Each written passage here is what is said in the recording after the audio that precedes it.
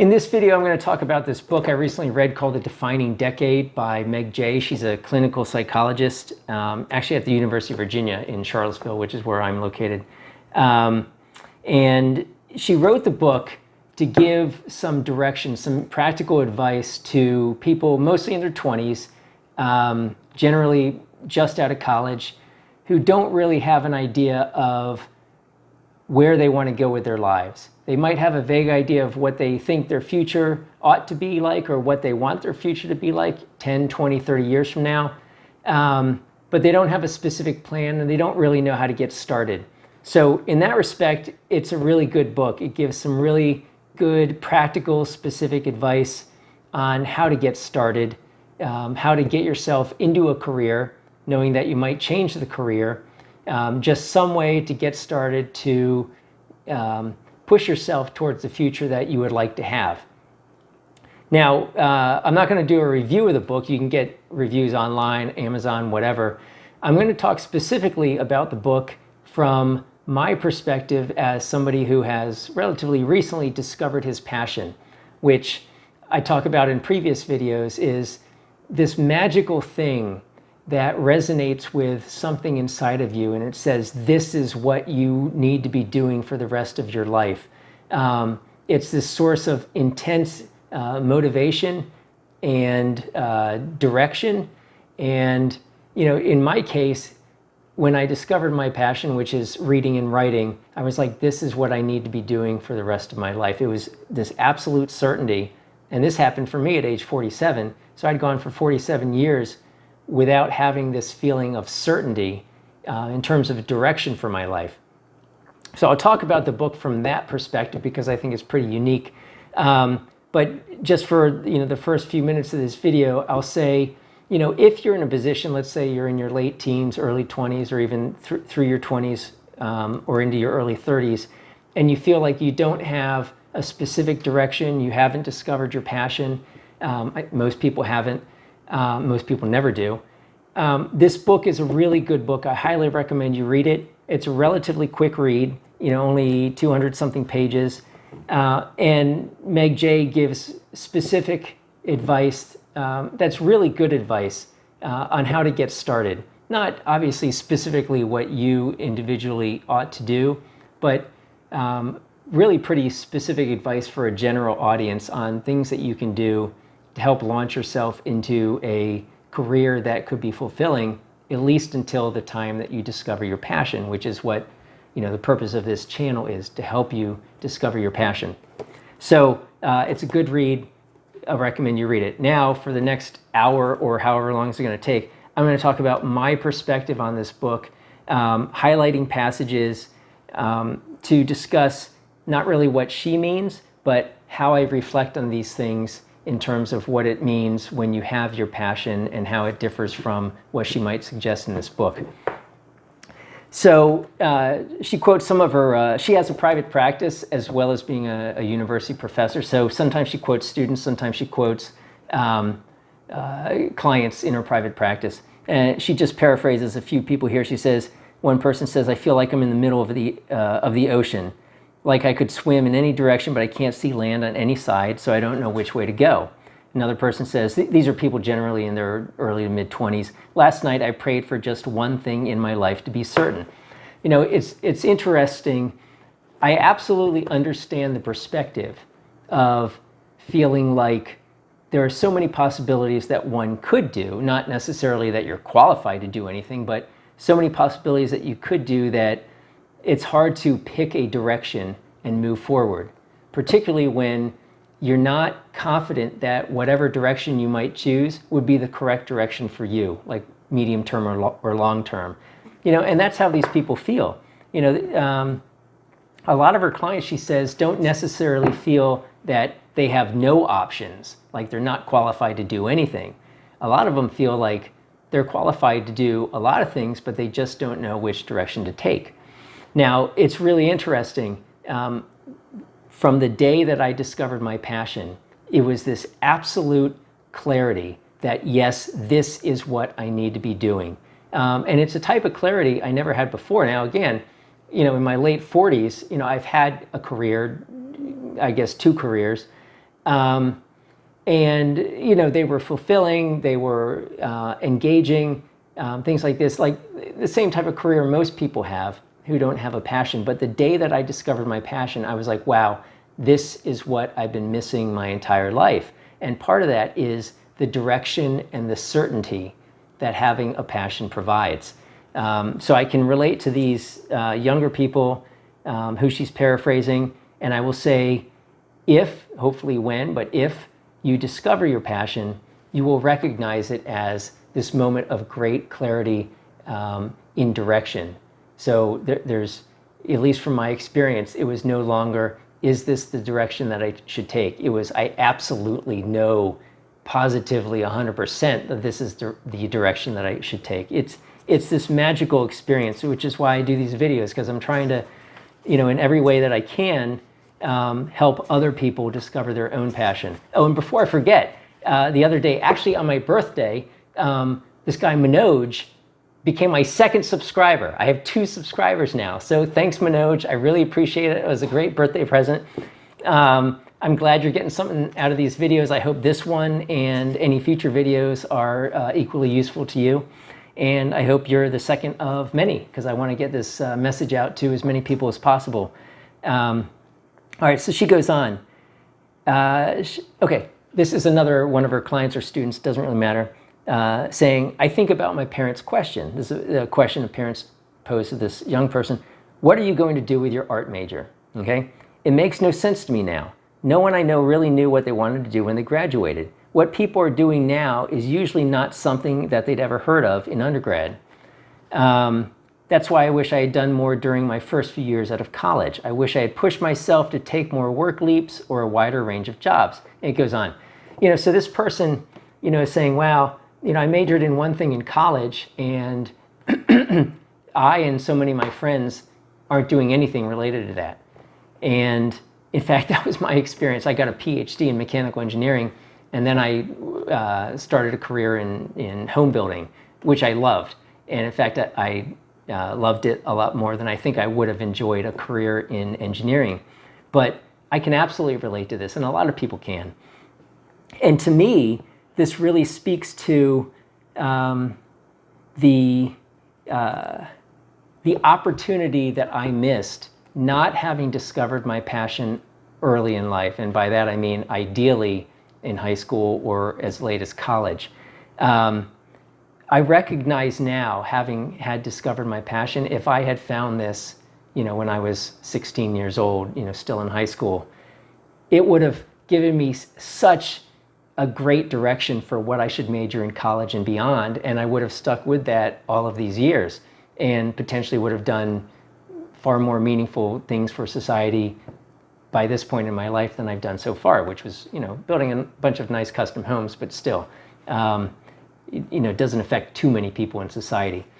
So, I can totally understand this perspective of, wow, some people say, it doesn't even matter what you major in college because you're probably going to be doing something different. And that's true for so many people, okay? But again, the point of this channel, or the purpose of this channel, is hopefully to help young people discover their passions early in life, so that this is absolutely not the case, so that oh man, I want to go into history, I want to go into engineering, I want to go into law, whatever, and it through and through. It's this great passion that you have, so that when you launch yourself into college and maybe professional school or your career, you're doing it with this certainty and drive and passion that I found I only ever had when I discovered my passion last year.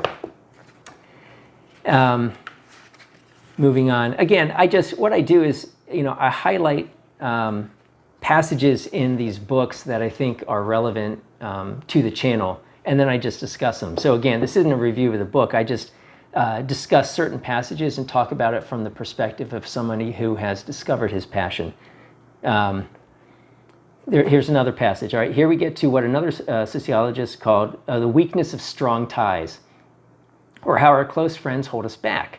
Our strong ties feel comfortable and familiar, but other than support, they may have little to offer. And this is specifically, because this book is about helping you define your or launch yourself into a career path earlier in life rather than later in life. So they may have little to offer in terms of helping you go into a meaningful career path. They are usually too similar. Talking about your strong ties or your close friends, your close network. They're usually too similar, even too similarly stuck to provide more than sympathy.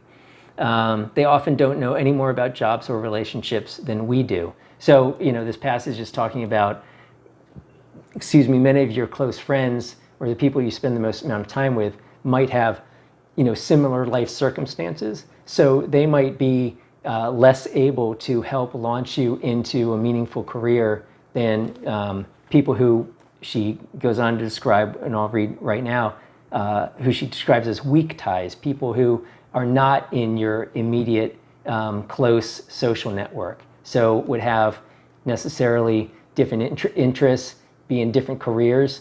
You have some weak connection to them, which would give you sort of a toe in the door in terms of contacting them and trying to make a connection, build a relationship in order to maybe see if there's some way that they could help you launch yourself into a career. She goes in talking about weak ties. Weak ties feel too different, or in some cases, literally too far away to be close friends. But that's the point. Because they're not just figures in an already ingrown cluster, weak ties give us access to something fresh. They know things and people that we don't know. So, it's interesting from the perspective of helping define a career early in life. These concepts of strong ties and weak ties are really useful. It's really quite useful. And the idea of reaching out to those people who would be considered weak ties, sort of outside of your immediate social network, to try to see if you can leverage a relationship in some way to start yourself into a more meaningful path or career than you might have at the moment. But what I get out of this is from a psychological perspective. Strong ties and weak ties, I think about, I've mentioned this before in other videos, the idea of muscle memory, and specifically psychological muscle memory. So most of us have a concept of what muscle memory is. I mean, you do a repetitive motion like swinging a bat or something over and over and over again. Eventually you do it without really thinking about it.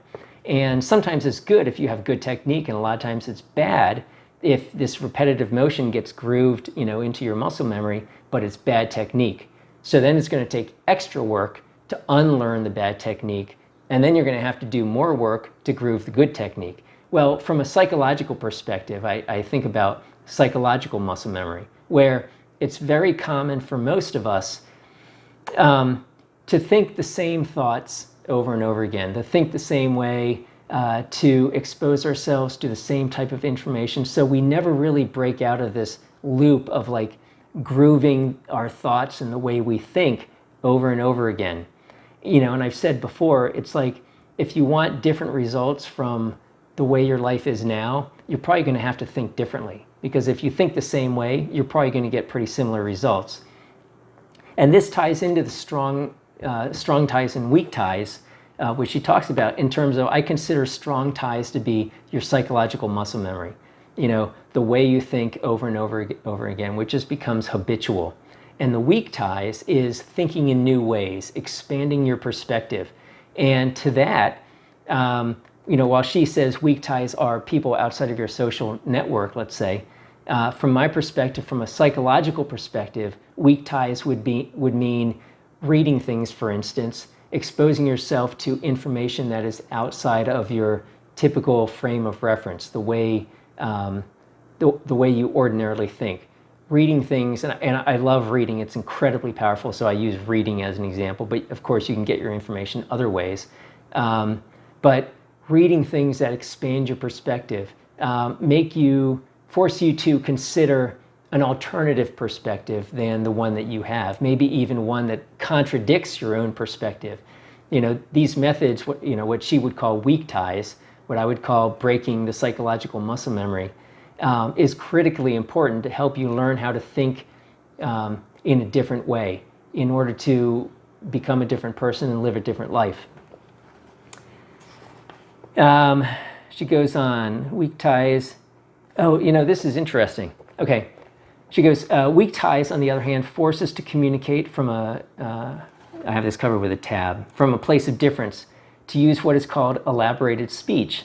Unlike restricted speech, which presupposes similarities between the speaker and the listener, elaborated speech does not presume that the listener thinks in the same way or knows the same information.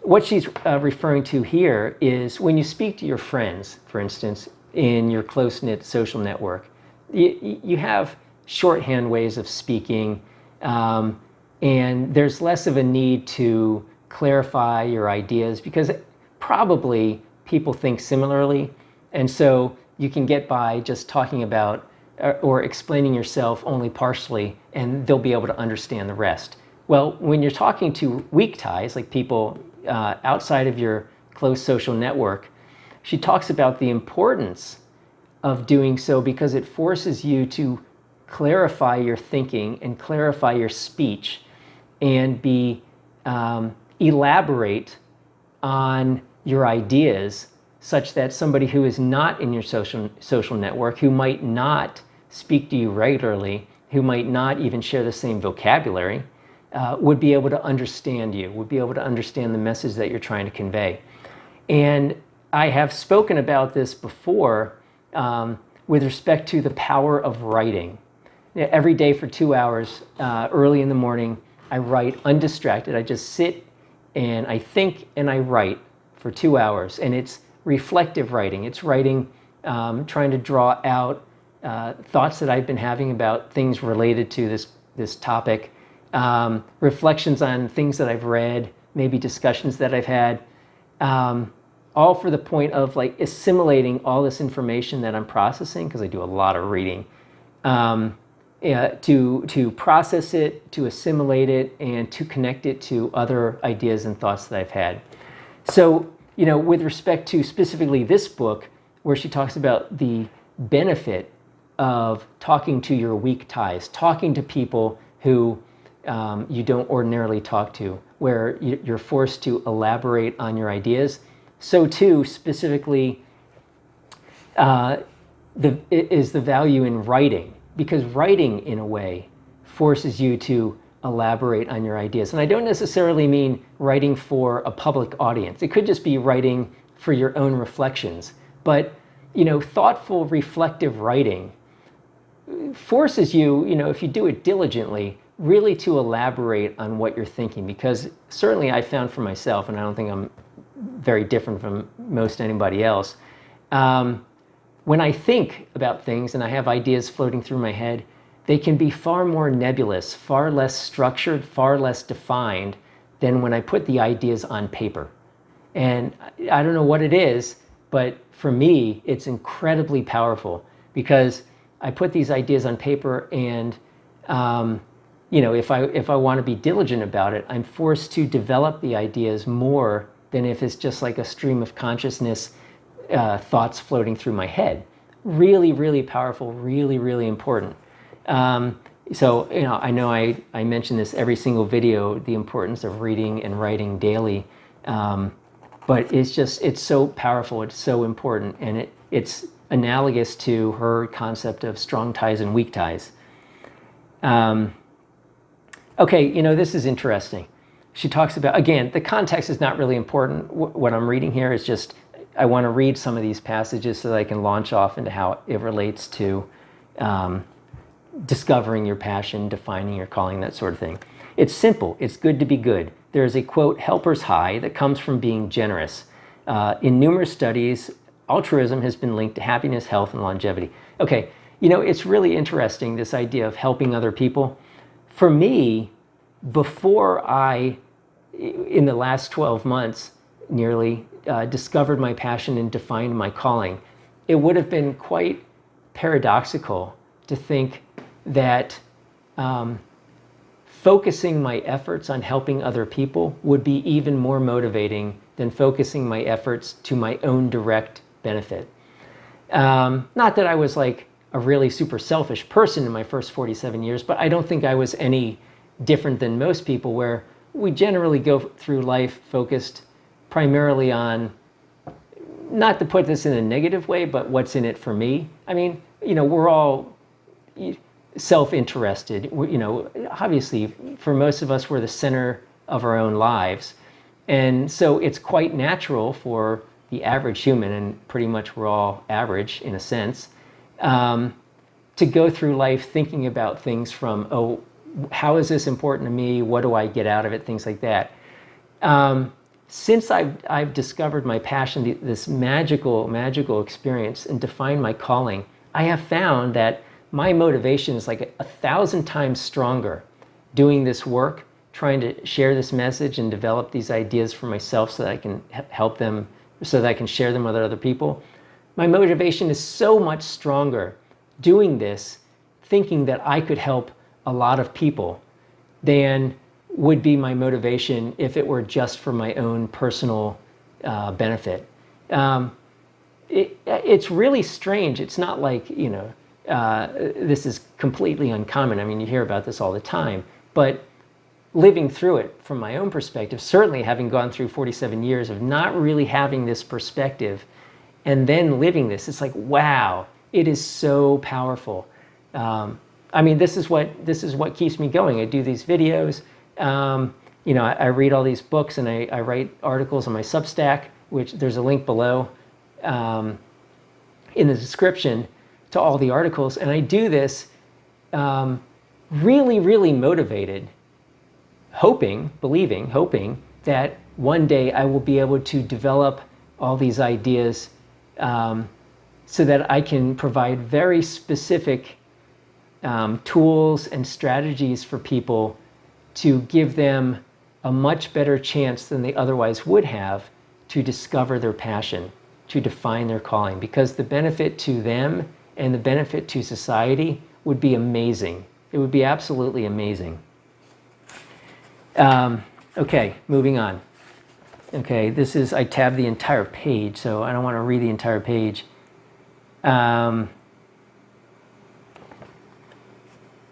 Okay, this is really interesting. This just talks about a psychological experiment. I guess this was at Stanford, it doesn't really matter, where in a grocery store, somebody with a table would set up with 6 different types of jams, like jelly or whatever. And people would come by and they would sample them, and they would have the opportunity to get a discount if they wanted to buy one of the 6. Or it might have been one of the 4, it doesn't matter, I think it was 6. And they sold X percent of the people who came by who sampled one of 6 or sampled all 6 jams, some certain percent was able to decide on one of them and ended up buying it. Then they changed the experiment and they put out 24 jams, which, I mean, it sounds like overkill anyway, but people would come by. There's just too much choice. And they found that a far smaller percent of the people who came by ended up buying a jam. Why? Because it's like, you can't choose. If you go and there's like 24 options, right? It's overwhelming. You're like, oh my God, what if I choose this one and it's the wrong one? I might have missed out on something else. And in and of itself, as a psychological experiment, that's interesting. But to me, this talks about something far more meaningful. And actually, it's related to this book, where it's like, particularly for young people, and I would say young people in liberal Western democracies, lucky young people who can look forward to a life of options, because I mean, you don't have to read too many daily newspapers to know that there's a lot of bad stuff going on in the world, and there are a lot of young people who are lucky enough to get enough to eat. But we'll focus specifically on the average young person in liberal Western democracies who does have a lot of potential options going forward. And to Meg Jay's point, the author's point, a lot of times young people, they feel stifled because they're like, oh my God, there's so much that I could do, I can't decide, okay?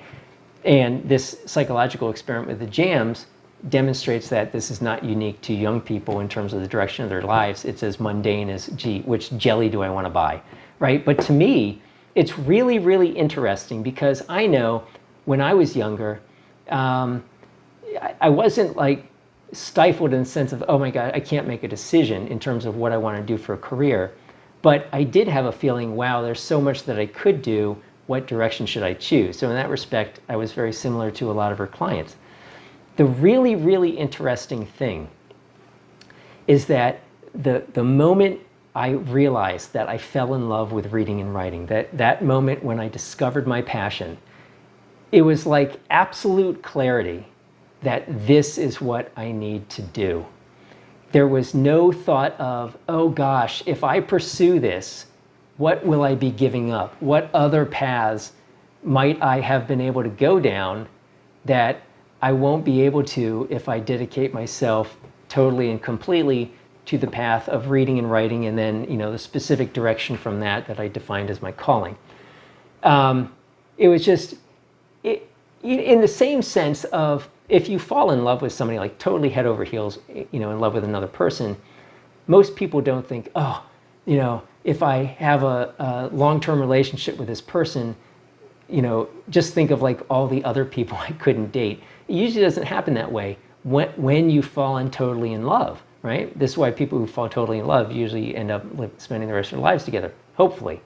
But it's when you're not quite sure that you get stifled. You're like, I don't know if this is the right path, if this is the right person, if this is the right career, if this is the right jam, right?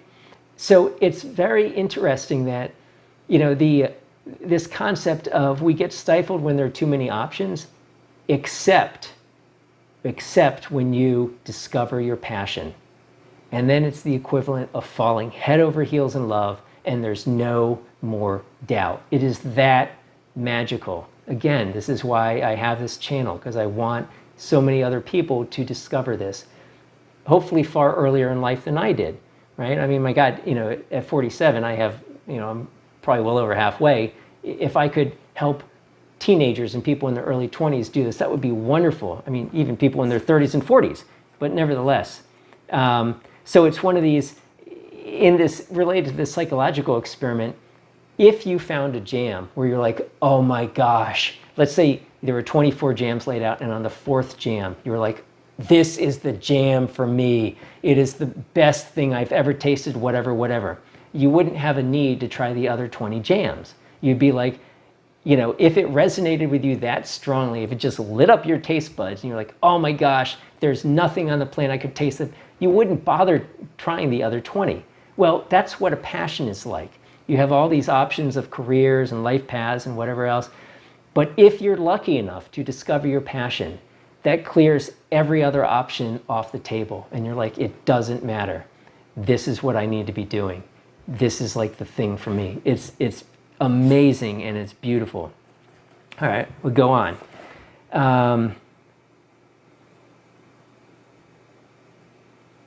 All right, just a quote, and actually I won't even bother with that one. Some of these I elaborate more in my Substack article.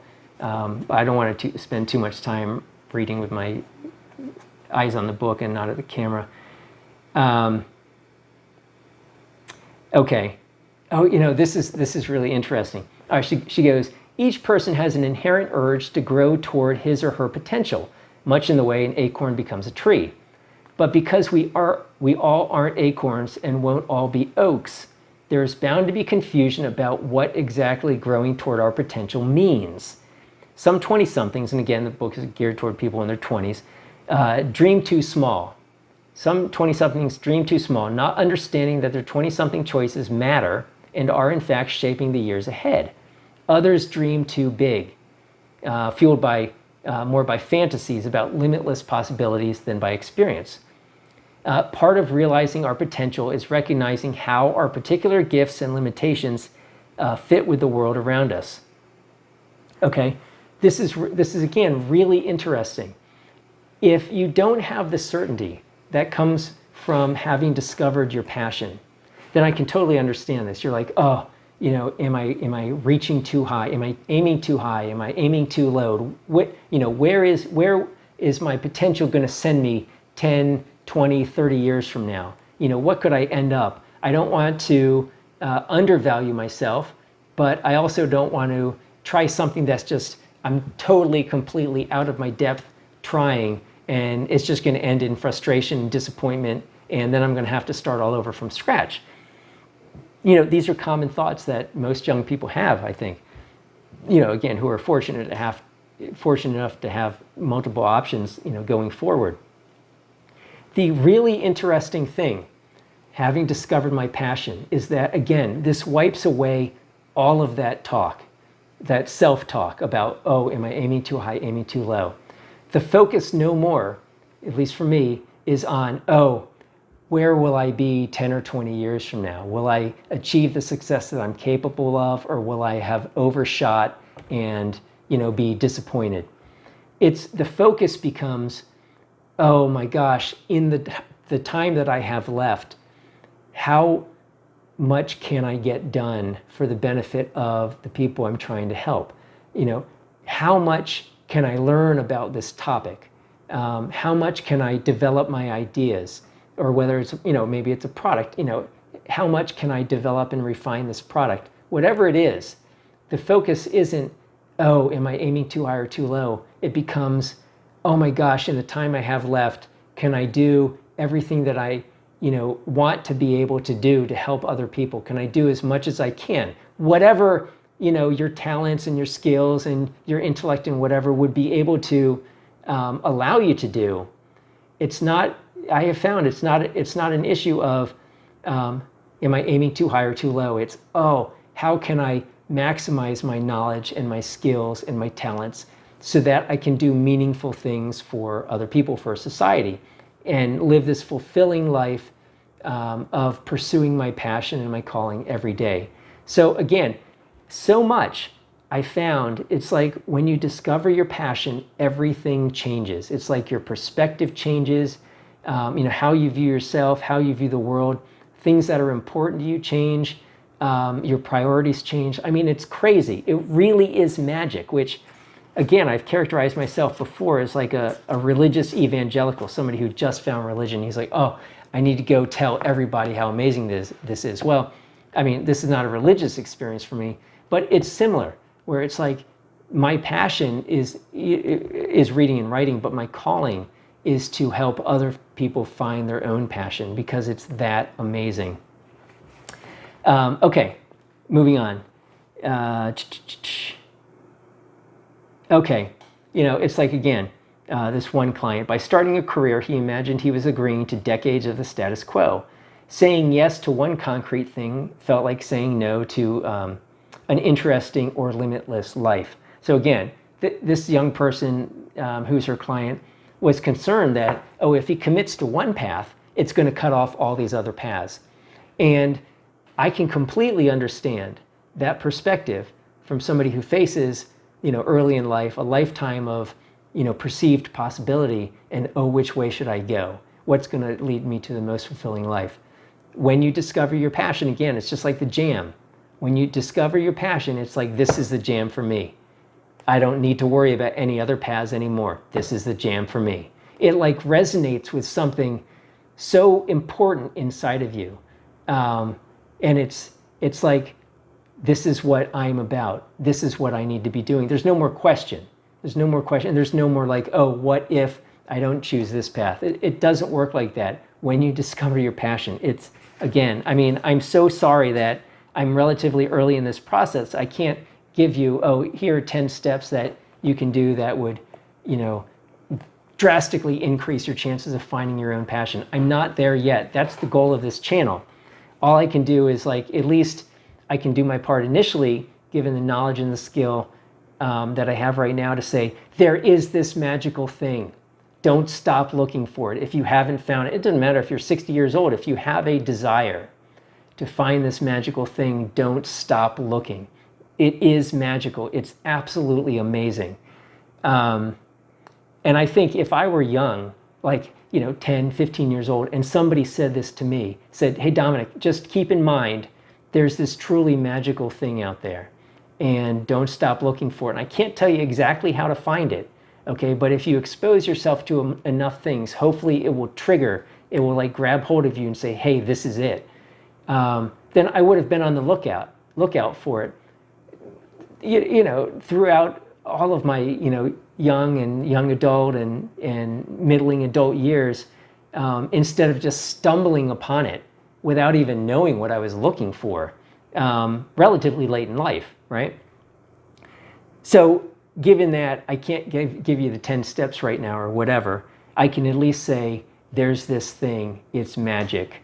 Keep looking. It's worth it. It's absolutely worth it. You know, in one of my previous videos, in the description, I linked to, it was Steve Jobs gave a commencement speech. Maybe it was at Stanford, and he talked about the same thing. Now, this is Steve Jobs versus me, but nevertheless, it's the same type of experience. And he says, you know, if you want to hear it from an authority, he says, it's magical, like, you know, find your passion, your calling. I forget exactly what word he used for it, but he's like, if you haven't found it, don't stop looking. It wasn't the world's most like rousing speech, motivating speech, but the point is there, and this is from one of the most respected entrepreneurs and most successful entrepreneurs, you know, in recent generations. So if you want to hear it from somebody other than me, just do a YouTube search for Steve Jobs Stanford. I'll post the link again. Don't worry about it in the description for this video. But it really is, don't stop looking, because it's magic and it's wonderful. Okay, let me just see. In psychotherapy, there's a saying that the slower you go, the faster you get there. Okay, this is the saying. Sometimes the best way to help people is to slow them down long enough to examine their own thinking. Everyone has gaps in their reasoning. If you stop and shine a light on these mental ellipses, you find assumptions that drive behavior without our being aware of them. Okay, this is in the context of like marriage and relationships, but I can generalize this because it's a really, there are a couple really interesting things in here. One, this idea of the best way to help people is to slow them down, okay? Now, I've talked about in previous videos where COVID and professional and personal life experiences I had a couple years ago caused me to slow down, sort of step away from much of what was like my normal life before. And that's when I really began reading. This is April of 2020. And this launched what later became last year a life-changing event of discovering my passion. But the point is that I don't think that I would have, no, I'm absolutely certain I would not have read as much as I had over the 2 years before I discovered my passion if I hadn't slowed down. You know, if COVID hadn't happened, if I didn't have these experiences, I probably would have kept going along that trajectory. And I would not have known what I was missing, right? Because I didn't really have a concept for what a passion is. But it was the value of having slowed down, you know, calm my thoughts, you know, every day, calm my emotions, calm my body, and just read. For me, it was reading. You know, that was like the process that I used, and it became addictive. But it was this idea of slowing down. The same thing, and I talked about this in another video regarding a book called The Power of Writing It Down, where just sitting and writing, which I've mentioned before, I do 2 hours every day. It's beautiful. Sitting and writing forces you to slow down and focuses you on your own thoughts, like blocks the world out, you know, like turn the TV off, stay off the internet, and you just write and think. You think and write and reflect. It's really, really beneficial. And one of the reasons it is because it forces you to slow down. You know, it calms your body, calms your mind, focuses your thoughts, helps you process and assimilate, you know, things that you've been thinking. Really, really powerful, really powerful. And this is also interesting because I think I did I forget if I do like YouTube videos or Substack articles, but I did something on, well, certainly a book called Thinking Fast and Slow, and another one, Strangers to Ourselves, psychology books that talk about how our subconscious minds or our unconscious minds develop narratives that tell us who we think we are, that provides us our sense of identity based on all of our past experiences, you know, and present experiences. And it's always running in the background, our unconscious minds producing this narrative, this story, this cohesive story about who we are, you know, from the earliest years when we have our memories up to the present day. And, you know, this passage says everyone has gaps in their reasoning. And if you stop and shine a light on these mental ellipses, you find assumptions that drive behavior without our being aware of them. Well, this speaks to, the very real psychological, I don't know if it's a phenomenon, but reality of our unconscious minds are constantly chattering away, constantly, every hour, every waking hour, to our conscious minds, interpreting the world and interpreting our place in the world and interpreting who we are and who we think we are. We get this constant chatter, and over a lifetime, it develops into this narrative, this sense of identity, our ego, our sense of self. And, it could be quite wrong, because you're not in conscious control over this narrative. Again, your conscious mind receives this narrative. And you can read more about it if you read Thinking Fast and Slow or Strangers to Ourselves, both books. If I haven't done video, I don't think I've done videos on them. I will be doing videos. Very good books that talk about this, what's going on in your mind. But what she's speaking to is challenging these assumptions. So psychologically speaking, challenging the sense of self that you have, challenging this narrative that you have in terms of, who you think you are and your place in the world.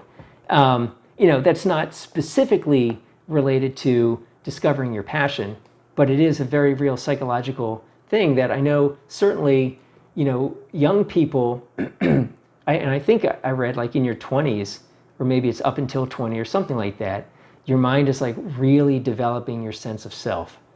Okay, so if you don't challenge this narrative that your unconscious mind is, always producing, you might generate a sense of self that's not accurate, and even worse, destructive, like personally detrimental.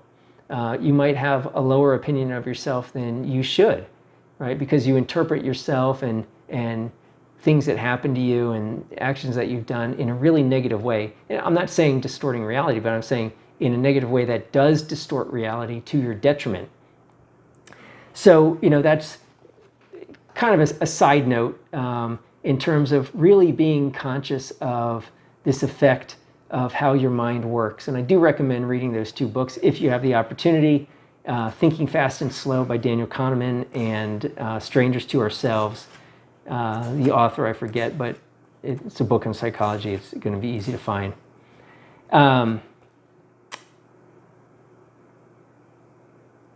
Okay, well this actually I got ahead of myself because this page talks about your narrative that you tell yourself, particularly during adolescence. All right, let me move on. I'm sorry. Okay, this is all related to what I just spoke about. All right, that's not super relevant. That's not great. I should really cut this out. I'm sorry, but here we go.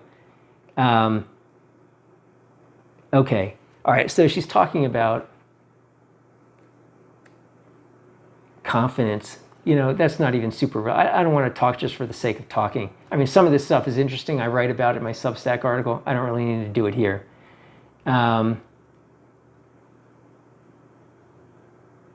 Okay, so this is interesting. She's talking about planning for your future. And she says, the problem with feeling distant from the future is that distance leads to abstraction. And abstraction leads to distance, and round it goes. This is really talking more about, I guess, relationships. But it's the idea of if you think your future, which obviously your future is in the future, but if you think of your future as being very far away from you, you have, it's not uncommon to push off decisions that will affect the future until later, instead of recognizing that things you do now are going to affect, where you end up down the road, whether it's 5 or 10 or 35 years from now. Again, it's within the context of discovering your passion, again, it's just amazing. Like, I don't know that I have ever worked so hard, so consistently as I have in the past year since discovering my passion. And no longer is it an issue of, oh, I don't want to do the work. I just want to procrastinate. I want to push it off into the future, like whatever. It's no longer about that. It's like, oh my God, this is awful. Okay, I just turned 48. So it's like, I'm 48 years old. I only have X number of years, maybe, even, if I'm lucky, how much can I get done, in that time? So it's like the opposite of procrastination. It's like, oh man, I wish I could live to be 1,000 so I could develop these ideas and help so many more people. It's not possible, so I have to work really hard to do what I can in the time that I have left, however long that is, right? So I'm just speaking to, again, the power of discovering your passion, because things like procrastination and putting things off to the future, it's like, that doesn't exist anymore, at least not in my experience. It's all like, oh my God, I wish I didn't have to sleep so I could just do, 7 hours more of this each day or whatever. That's not super important. Okay, this is very important. In the acknowledgments, I'll just read this. This is the last bit. Somebody gave her advice, don't write a book unless you can't not write it. Okay, as weighty as it can be to talk about other people's experiences, I simply could, this is Meg Jay, the author, writing here, or speaking, I simply couldn't not try to tell these stories. Years of working with, these young people left me with information and opinions I could not keep to myself. My clients and students didn't just make this book possible, they made not writing it impossible. This book is for them. I had the same experience when I discovered my passion and defined my calling. It becomes something you can't not do. It's not like, oh, I want to do this, or oh, I will set aside 2 hours a day to do it. No, it's like, every waking moment that I have available, I am driven to do this. Like, I'm driven to read and think and write every single day, and then do these videos. And all of my thoughts are focused on, how can I develop these ideas? How can I form these ideas? How can I produce something, week to week, month to month, over the, next months and years, that will be more and more meaningful to people, that I can communicate in a better and better way with ideas that are more and more developed. But it truly is. It's like when you discover your passion, it's something you can't not do. So that's sort of like a litmus test. If you're like, oh, wow, this thing is, I find this activity or whatever really engaging, and, so I'm going to do it like a couple days a week, and whatever, and we'll see where it goes. If you have that feeling, it might end up becoming your passion, but it's like, for me, the litmus test is no. I mean, if it's not something that you can't not do, if you don't feel absolutely driven, like from a force, from a fire inside that you don't even control, if you don't have that feeling, chances are probably good it's not your thing. It's not your call. It doesn't mean that you shouldn't pursue it, because you have to have a job, you have to support yourself, whatever. But like, if you haven't found that thing yet that you can't not do, keep looking, because whatever that is, that's probably your passion. Okay, so that brings us to the end of this book. If you've made it this far, thank you. I hope it was very useful. I hope it can be more useful as time goes on. I don't want to keep jabbering, so I will provide certain links below. The link to the Steve Jobs thing that I referenced, I'll put that in there. And you have links to my Substack. Thanks so much for watching. Thank you, Manoj, for being my second subscriber, and I'll see you in the next video.